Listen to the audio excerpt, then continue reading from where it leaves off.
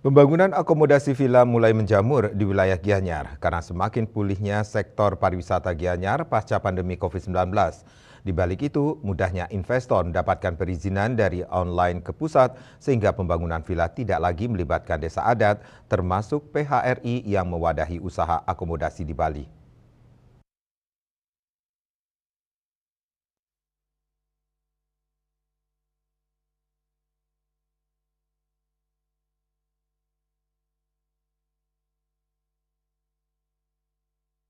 Ketua PHRI Gianyar, Gede Paskara Karilo mengatakan, perizinan akomodasi diharapkan mengikutsertakan stakeholder seperti sistem sebelumnya.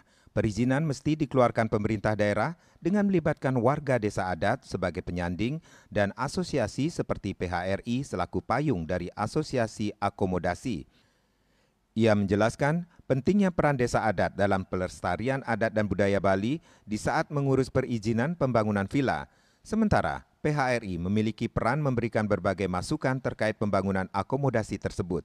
Kenyataan saat ini, perizinan pembangunan akomodasi saat ini sudah semakin dipermudah pemerintah pusat melalui OSS. Ini tentunya peran pemerintah daerah, desa adat, dan PHRI semakin berkurang. Gede Paskara berharap pemerintah daerah mesti mengatur jalur investasi. Gede Paskara meyakinkan PHRI mendukung pembangunan pariwisata berkelanjutan. Wirnaya, Bali Pos melaporkan.